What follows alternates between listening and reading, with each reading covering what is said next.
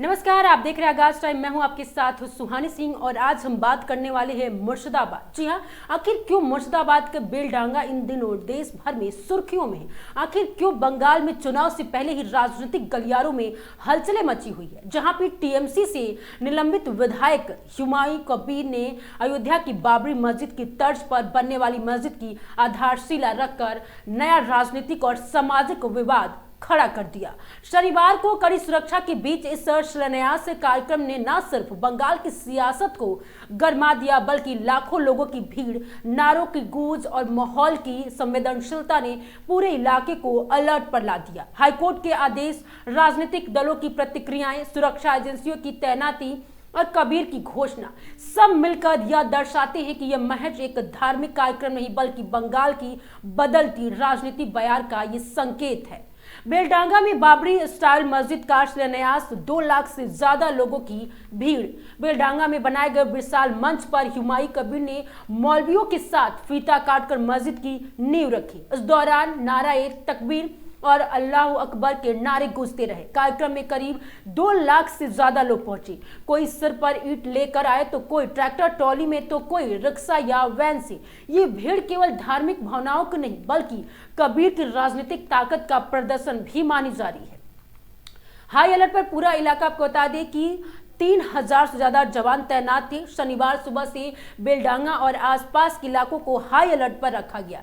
सुरक्षा के लिए सेंट्रल फोर्स के 19 टीमें, रैपिड एक्शन फोर्स, बीएसएफ और स्थानीय पुलिस की कई यूनिट्स मिलकर 3000 से अधिक सुरक्षा कर्मी तैनात किए गए। अधिकारियों के मुताबिक किसी भी अप्रिय घटना को रोकना सर्वोच्च प्राथमिकता थी, क्योंकि भीड़ और मुद्दा दोनों बेहद ही संवेदनशील थे।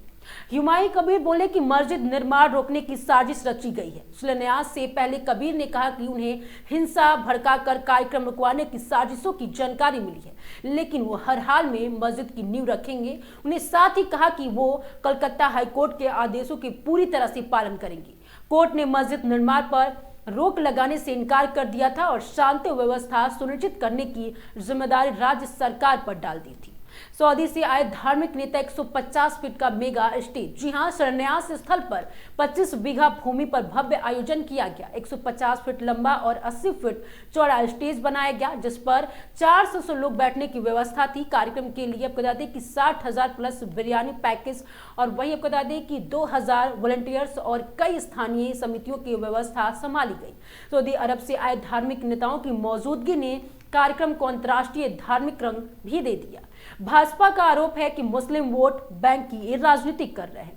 भाजपा नेता दिलीप घोष ने शिलान्यास को मुस्लिम वोट बैंक की सियासत बताया है। उन्होंने कहा कि आज का दिन शौर्य दिवस है, न कि संहति दिवस है। घोष ने आरोप लगाया कि टीएमसी और हुमायूं कबीर का ये पूरा घटनाक्रम मुस्लिम वोटर्स को साधने की राजनीति है, जबकि कबीर का कहना है कि वो दोनों दलों से लड़ने की खुद की नई पार्टी बनाएंगे।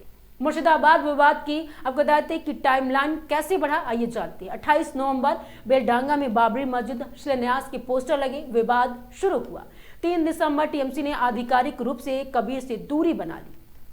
4 दिसंबर मामला भड़कता देख टीएमसी ने कबीर को पार्टी से निलंबित कर दिया। इसके बाद कबीर ने 22 दिसंबर को नई पार्टी लॉन्च करने और 135 सीटों पर चुनाव लड़ने की घोषणा कर दी।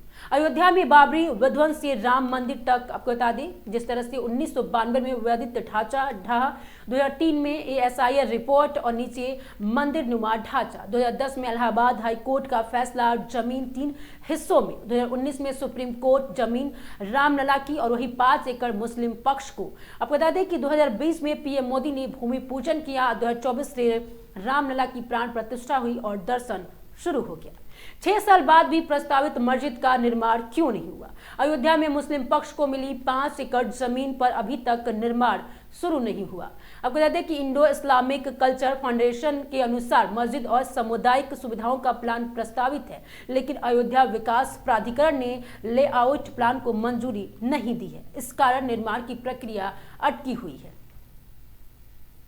बेलडांगा में बाबरी शैली मस्जिद के शिलान्यास ने बंगाल की राजनीति में नई हलचल पैदा कर दी है। ये कार्यक्रम धार्मिक भावना, राजनीतिक महत्वाकांक्षा और सामाजिक तनाव तीनों को एक साथ सामने लाता है। जहां हुमायूं कबीर ने इसे अपनी राजनीतिक स्वतंत्रता, धार्मिक अधिकार का प्रतीक बता रहे हैं, तो वही विपक्ष इसे वोट बैंक की सियासत कह रहा है।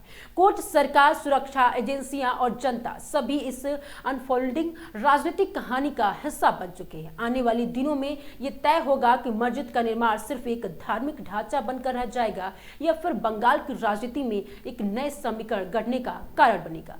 आपको हमारा ये वीडियो कैसा लगा हमें कमेंट करके जरूर बताएं और देखते रहे आगाज टाइम।